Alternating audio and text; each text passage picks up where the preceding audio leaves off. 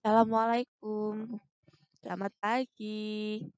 Oke, hari ini kita akan melanjutkan perkuliahan FTS Solid ya. Kalau kemarin kita sudah belajar mixing, kita sudah belajar sifat alir, hari ini kita akan belajar preformulasi. Jadi, kita akan belajar sebelum kita nanti masuk ke bentuk sediaan tablet, sebelum kita nanti masuk untuk mencoba melakukan formulasi terhadap suatu sediaan solid, kita kenal dulu dengan preformulasi. Apa itu preformulasi? Kenapa harus dipreformulasi? Nanti kita akan melihat tujuan dan pentingnya preformulasi itu pada mata kuliah ini. Kita langsung lanjutkan saja. Nah, definisi dari preformulasi di sini dapat Anda lihat bahwa preformulasi ini penting sekali karena dia merupakan proses atau tahap awal dalam pembuatan sediaan farmasi. Yang di sini nanti dia melihat sifat-sifat fisika kimia dari zat aktif, di mana sifat fisika kimia itu bisa mempengaruhi penampilan dari obat, perkembangan suatu bentuk sediaan farmasi yang nantinya akan berlanjut ke stabilitas dari sediaan yang kita buat. Jadi, preformulasi ini merupakan tahap awal sebelum kita melakukan formulasi. Investigasi tetap dilakukan dalam preformulasi ini terkait apa?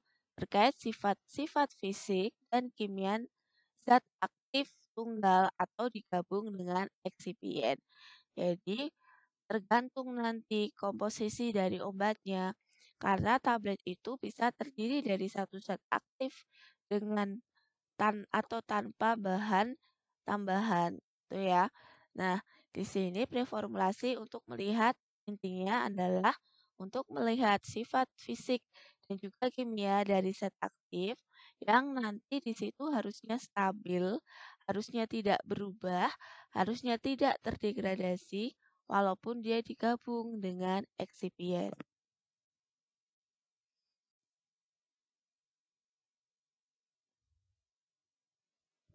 Tujuan preformulasi adalah untuk menghasilkan informasi yang berguna bagi formulator. Jadi di sini memang formulator sangat membutuhkan preformulasi karena tadi preformulasi merupakan tahap awal dari proses formulasi. Jadi nanti kalau Anda bekerja di bagian R&D, Anda ingin memformulasi suatu sediaan, baik itu dia solid, semi solid, ataupun sediaan cair, Anda sangat butuh data preformulasi ini. Dalam apa? Untuk mengembangkan bentuk sediaan yang nanti dia stabil. Karena kaitannya dia memiliki sifat kestabilan sifat fisika kimia gitu ya. Dan ketersediaan hayati yang nantinya bisa diproduksi dalam skala besar. Apalagi industri gitu ya. Kalau untuk industri itu formulasi sangat penting sekali. Anda di skala laboratorium saja membutuhkan preformulasi atau optimasi awal untuk apa? Untuk nantinya menjamin bahwa produk yang dibuat itu bagus atau sesuai dengan sifat mutu fisik dari persyaratan sediaan. Kalau mutu fisik dari sediaan tablet ya apa? Keseragaman bobot, waktu hancur, kekerasan, dan lain sebagainya. Begitu juga untuk sediaan lain. Nah, tujuan preformulasi ini menjamin bahwa nanti sediaan yang kita hasilkan baik, kemudian stabilitasnya juga terjaga. Apalagi kalau dia diproduksi dalam skala yang besar seperti kalau dia diproduksi di skala industri. Tentu data ini akan sangat dibutuhkan.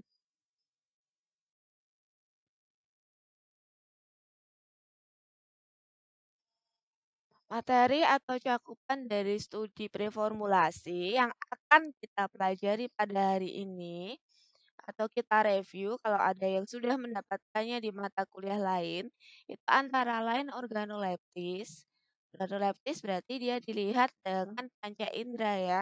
Bisa kita lakukan dari bau, dari rasa, dari warna, kemudian analisis fisikokimia.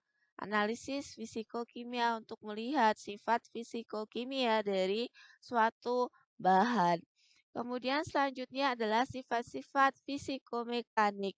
Di sini dilihat dari sifat fisikomekaniknya. Selain fisika juga mekaniknya. Kemudian sifat kristal. Bagaimana sifat kristal dari suatu bahan yang akan dilakukan preformulasi? Stabilitas solidnya bagaimana? Kemudian studi kompabilitasnya bagaimana? Yang terakhir adalah parameter yang mempengaruhi absorpsi.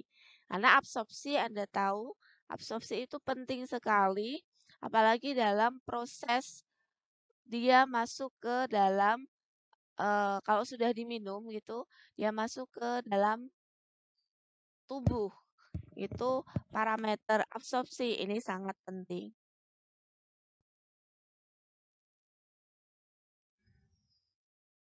Oke, cakupan preformulasi yang pertama adalah organoleptis. Di mana organoleptis ini untuk mengetahui gitu ya, pemberian suatu zat aktif, menekankan bahwa warna, bau, rasa dari zat aktif itu perlu kita ketahui gitu ya. Diketahui, dicatat, didokumentasikan menggunakan terminologi deskriptif. Jadi kita melihat suatu secara deskriptif dari organoleptisnya. Untuk apa? Paling tidak itu langkah awal organoleptis itu merupakan langkah awal yang harus dilakukan bahwa bahan yang kita gunakan itu benar. Paling tidak kita tahu, oh serbuk paracetamol itu warnanya seperti ini, rasanya pahit, baunya seperti ini. Itu kita catat supaya nanti kalau kita menemukan hal yang sama, itu kita tahu itu adalah serbuk paracetamol. Berlaku pula untuk zat aktif yang lain. Jadi, saya ulang lagi, untuk uji organoleptis ini adalah tahapan awal dari semua pengujian yang sangat mudah dan dilakukan dengan panca indera untuk menekankan atau mengenal zat aktif itu dari rasa, bau, warna. Aspek preformulasi yang kedua adalah analisis fisikokimia. Analisis ini penting dilakukan untuk identitas dan juga kadar zat aktif. Kalau kita bicara terkait kadar, terkait identitas zat aktif, itu ada dua. Bisa secara kualitatif, bisa secara kuantitatif. Kalau secara kualitatif, itu hanya untuk mengetahui bahwa zat aktif ini benar ada. Jadi kualitatif untuk mengetahui ada dan tidaknya zat aktif. Tapi kalau sudah perhitungan, sudah untuk tahu berapa persen kadar dari zat aktif yang ada dalam suatu sediaan, atau berapa persen kadar suatu zat aktif yang ada pada suatu tablet, itu kita menggunakan analisis secara kuantitatif. Nah, untuk kuantitatif itu bisa kita menggunakan apa namanya, kemudian spektro UV, itu bisa kita gunakan untuk kuantitatif. Jadi untuk mengetahui kadar ya. Tapi untuk kualitatif, kita bisa menggunakan metode kromatografi lapis tipis, TLC, KLT, kemudian reaksi warna. Reaksi warna bisa dengan uji tabung gitu kan. Untuk mengetahui ada tidaknya flavonoid pada zat aktif, itu kita bisa menggunakan uji flavonoid gitu ya. Melihat adakah dia flavonoid di situ dengan menambahkan magnesium, HCl pekat, amin alkohol, dan di situ akan terbentuk warna merah sampai jingga yang mengidentifikasikan bahwa di situ ada flavonoid. Misalnya seperti itu. Nah, Penetapan kadar ini dilakukan dengan metode selain spektro, bisa dengan kromatografi gas. Kalau kromatografi gas berarti dia efektif terhadap senyawa yang mengandung volatil atau senyawa yang mudah menguap. Kemudian kita bisa juga menggunakan kromatografi cair kinerja tinggi, titrasi kompleksometri, asam basa, argentometri, dan iodometri atau jenis titrasi yang lain.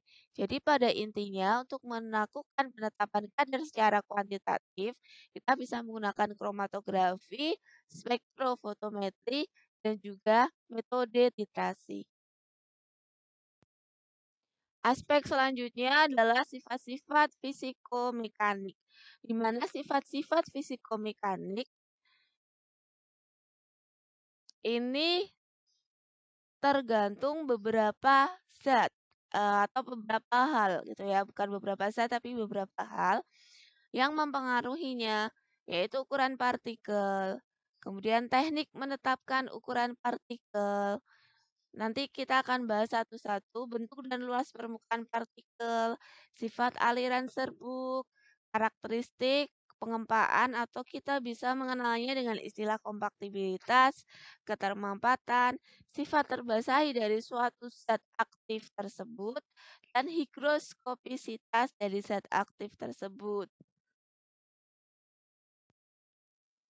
Sifat fisikokimia yang pertama adalah ukuran partikel, di mana ukuran dari suatu zat aktif atau ukuran partikel dari suatu serbuk yang kita gunakan atau ukuran partikel dari suatu bahan itu dia mempengaruhi stabilitas. Karena apa?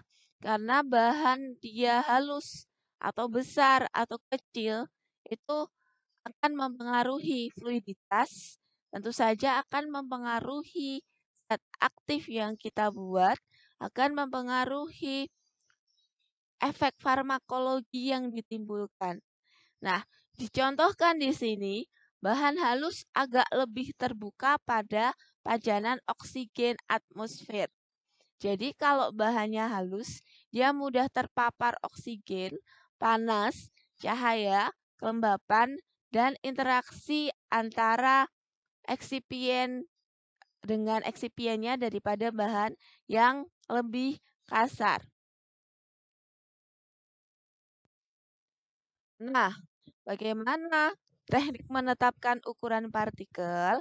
Kita bisa memantau dengan metode untuk mengetahui ukuran partikel menggunakan metode ukuran partikel antara lain metode mikroskopik, kemudian metode pengayakan, kemudian penetapan volume partikel. Nah, apa saja alat-alat yang digunakan? Kalau untuk mengetahui ukuran partikel dengan metode mikroskopik, tentu saja kita menggunakan mikroskop. Kalau mengetahui ukuran partikelnya dengan metode pengayakan, kita akan menggunakan alat mesh. Berapa ukuran partikel yang diinginkan? Jadi untuk menyamakan ukuran partikel supaya nanti dia homogen dan lebih stabil. Penetapan volume partikel dan lain sebagainya.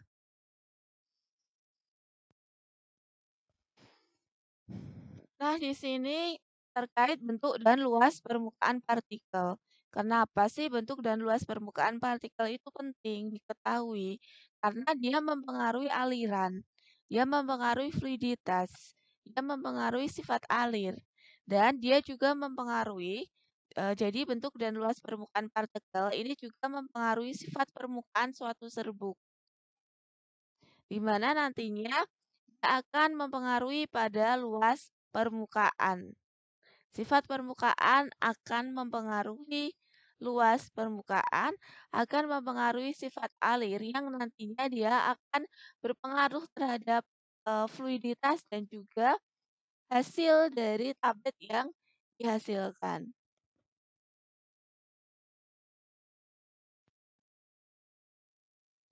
Terkait sifat aliran serbuk, itu kemarin kita sudah membahasnya secara panjang lebar. Sifat aliran serbuk atau kita sebut fluiditas.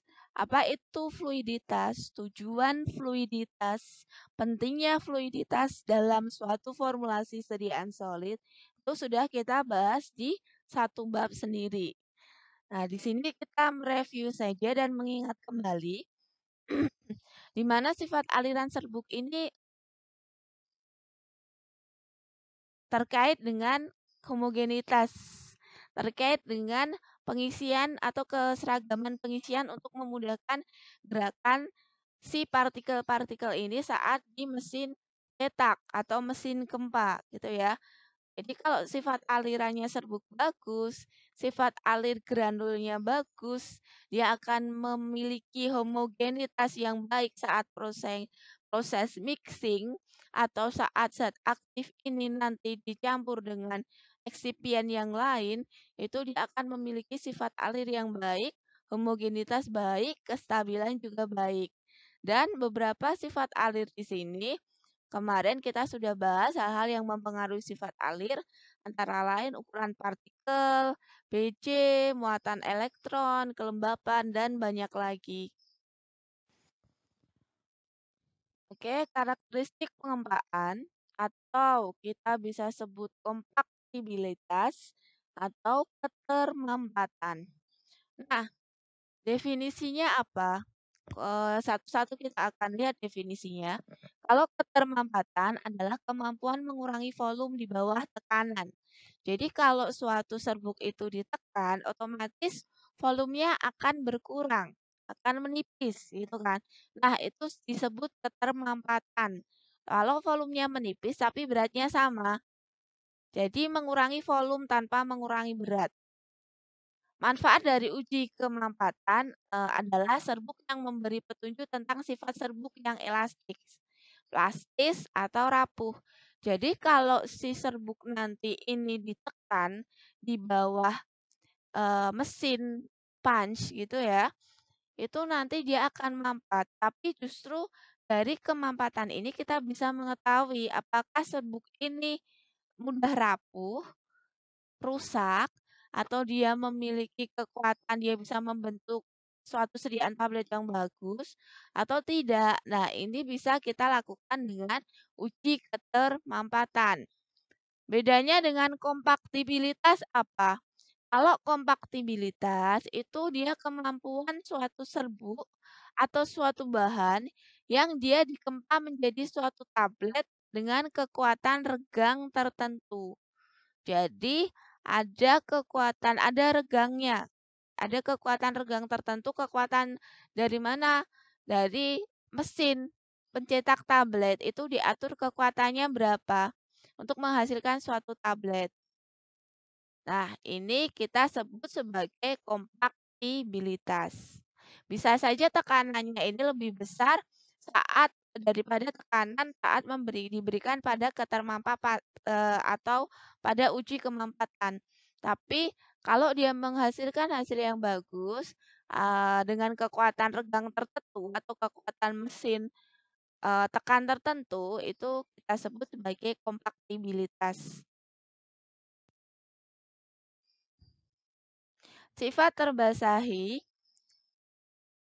yang bisa kita lihat di sini, fungsinya dari sifat terbasahi ini dia mempengaruhi granulasi solid.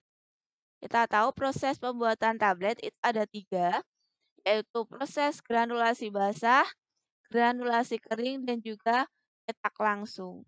Nah, sifat terbasahi ini dia mempengaruhi sifat granulasi dari suatu sediaan solid atau suatu serbuk. Kemudian dia juga mempengaruhi terkait perembesan cairan disolusi ke dalam tablet dan granul. Nah, perembesan cairan disolusi ini bagaimana? Terkait suatu tablet yang bisa terbasahi. Dalam artian apa? Bentuk tablet effervescent contohnya. Yang dimasukkan ke dalam suatu cairan. Nah, di sini akan terjadi proses disolusi di mana suatu tablet effervescent tadi akan merubah menjadi partikel yang lebih kecil. Kemudian partikel ini terdisolusi atau larut ke dalam air. Nah, di sini sifat terbasahi itu mempengaruhi perembesannya. Kalau si zat aktif memiliki sifat terbasa yang baik, dia akan lebih cepat larut, lebih cepat terdisolusi. Dan di sini juga adhesi bahan solut pada tablet. Ini mempengaruhi terkait dengan sifat zat aktif yang dia memiliki sifat lebih mudah terbasahi.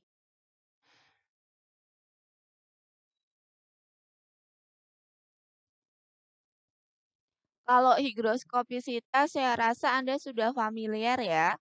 Dia jumlah lembab yang diabsorpsi oleh suatu serbuk yang memiliki bobot tetap atau suatu serbuk yang dia termasuk memiliki sifat anhidrat atau dia mudah menyerap udara yang mengandung air di sekitarnya gitu ya dalam keseimbangan dengan lembab dari udara pada suatu suhu tertentu atau istilahnya kandungan keseimbangan lembab di mana zat-zat aktif atau zat-zat yang higroskopis itu penyimpanannya khusus dalam suatu wadah yang tertutup rapat, yang di situ tidak boleh ada udara masuk karena kalau ada udara yang masuk itu dia akan lembab, menarik uap air dari sekitarnya, dari lingkungannya, gitu ya. Kemudian kalau bisa alat untuk penyimpanannya dilengkapi dengan suatu zat pengering atau kita taruh di atas di dalam desikator yang di situ dia memang tujuannya dikasih kapur tohor gitu bisa ya. Jadi tujuannya untuk menyerap udara di sekitarnya supaya tidak diserap oleh zat aktif tersebut. Nah, di sini kalau untuk sediaan higroskopis, untuk sediaan solid, itu masih sama contohnya effervescent, di mana kalau Anda tahu effervescent itu kita kemas dalam suatu aluminium foil dulu, baru dimasukkan ke dalam wadah atau kemasan sekundernya. Nah, di sini tujuannya itu supaya apa? Supaya dia tidak lembab karena memiliki sifat higroskopis. Sifat yang lain adalah sifat kristal.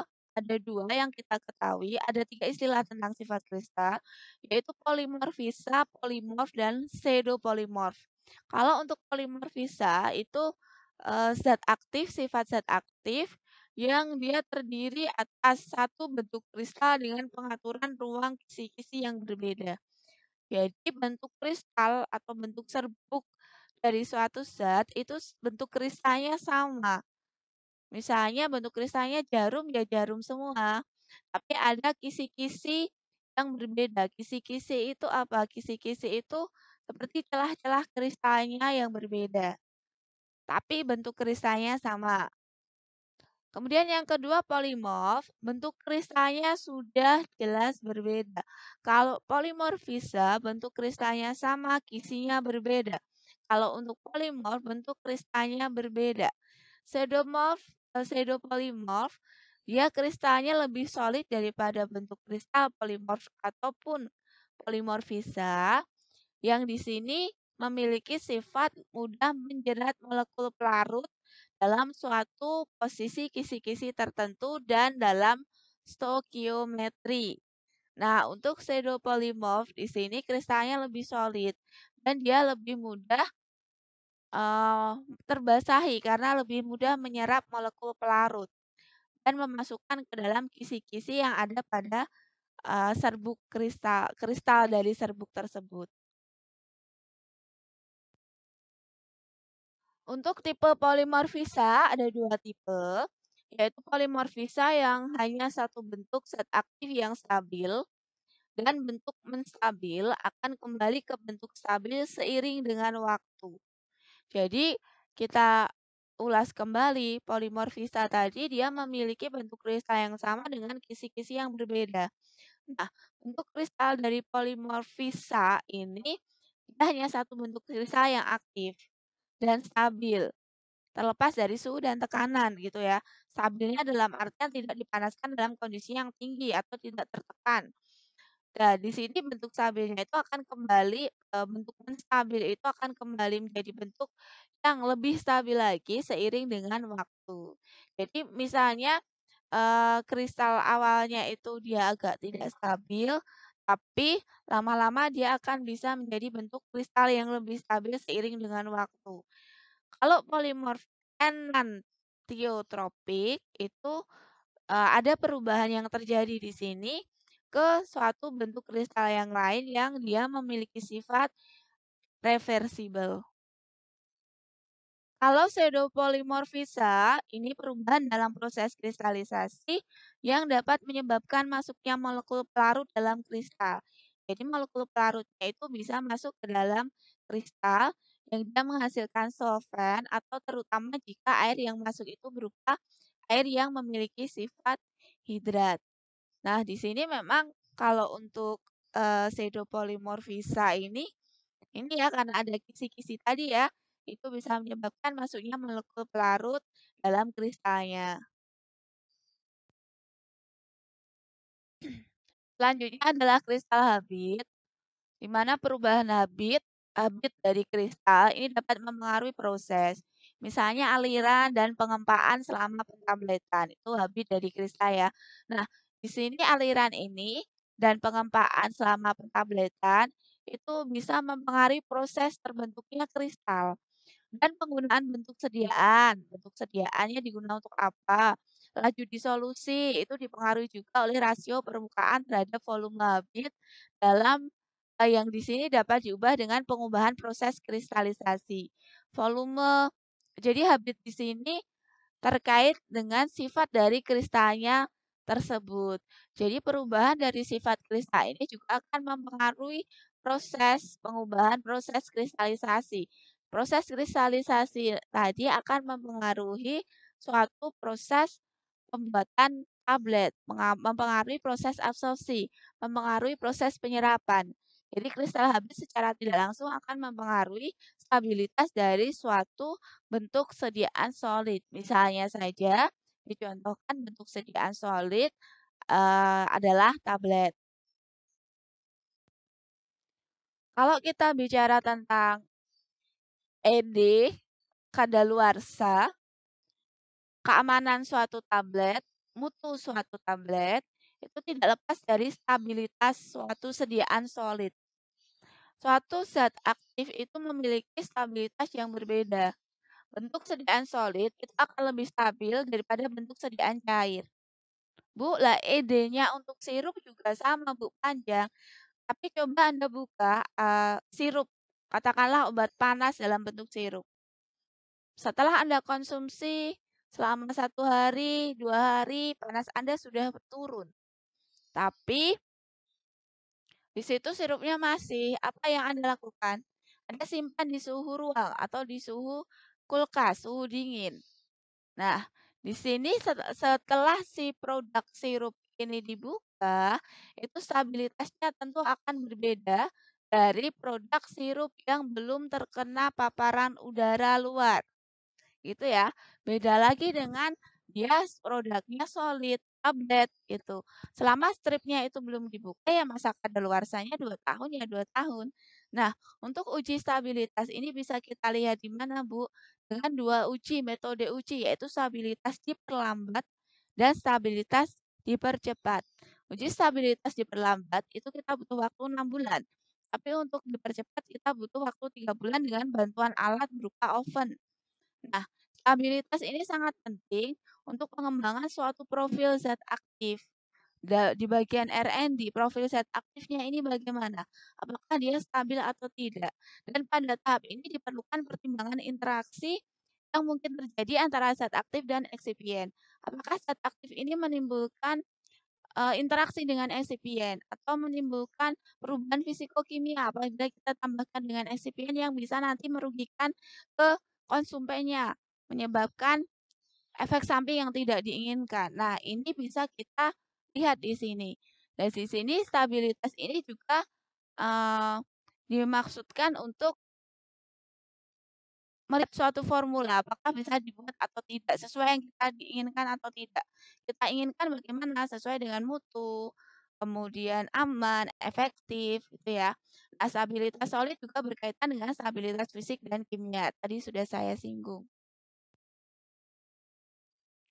Reaksi dalam keadaan solid itu umumnya lambat dan biasanya menggunakan kondisi perlakuan tekanan dalam menginvestigasi stabilitas. Di mana studi stabilitas pada suhu yang ditingkatkan itu penting. Jadi kalau untuk uji stabilitas kita akan menggunakan beberapa suhu. Jadi tidak hanya suhu ruang, tapi suhu ruang, kemudian suhu dingin, suhu panas. Untuk apa? Untuk melihat bahwa suatu produk atau suatu bahan itu dia bisa bertahan di beberapa suhu tersebut. Terus yang kedua adalah stabilitas fotolitik. Di sini menggunakan cahaya ya untuk melihat banyak zat aktif yang karena banyak zat aktif ya pudar atau gelap pada saat terpapar cahaya, dia rusak gitu ya. Jadi di sini kita membutuhkan pengujian stabilitas fotolitik karena beberapa zat aktif ini menjadi pudar atau gelap pada pajanan terhadap cahaya. Dan kita juga melakukan uji stabilitas terhadap oksidasi. Dia mudah teroksidasi atau tidak karena udara. Dia mudah mengalami perubahan warna tidak karena paparan panas. Nah, di sini karena dia teroksidasi dan mengalami proses atau reaksi enzimatis. Bisa saja berubah menjadi senyawa lain yang kita inginkan. Nah, ini penting sekali memperhatikan uji stabilitas dan poin-poin uji yang ada pada uji stabilitas. Selanjutnya adalah studi kompabilitas, di mana suatu sediaan tablet itu mengandung beberapa jenis eksipien.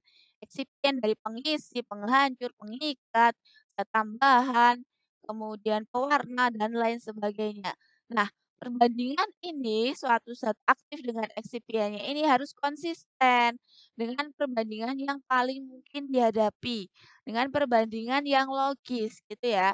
Jadi nanti akan tergantung pada sifat eksipien, ukuran, dan potensi tablet. Yang perlu diperhatikan itu terkait zat aktifnya juga dan eksipiennya juga. Eksipien apa yang bisa kita gunakan tergantung zat aktif yang kita gunakan. Kalau eksipiennya, kalau zat aktifnya itu memiliki sifat yang seperti ini, dia menimbulkan interaksi dengan eksipien yang seperti ini, itu berarti kita harus review ulang atau optimasi zat aktif apa yang bisa kita gunakan. Kemudian eksipien apa yang bisa kita gabungkan dengan aktif tersebut. Ukuran juga, mau buat ukuran tablet berapa, potensi tabletnya menjadi tablet apa, atau efek terapi yang diinginkan dari tablet ini apa. Nah, itu terkait studi kompabilitas sebelum kita lakukan penambatan untuk melihat kompatibilitas untuk mendapatkan hasil tablet yang stabil dan memenuhi uji mutu fisik dari suatu sediaan tablet atau bisa dikatakan tablet yang baik.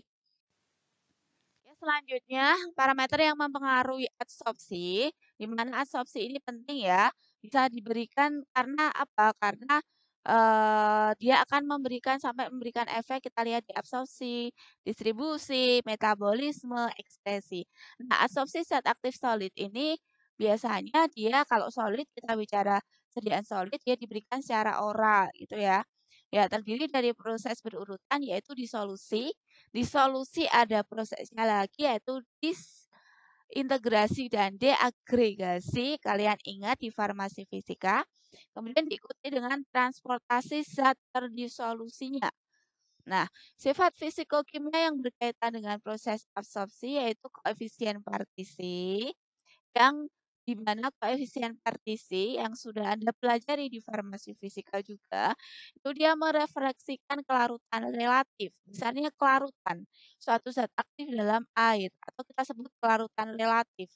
Dan juga selain di dalam air, kelarutan relatif ini kita ukur juga dalam lemak suatu zat dan tidak lepas dari perilaku ionisasi. Oke, untuk materi preformulasi sudah cukup sampai di sini. Terima kasih atas perhatiannya. Semoga bermanfaat.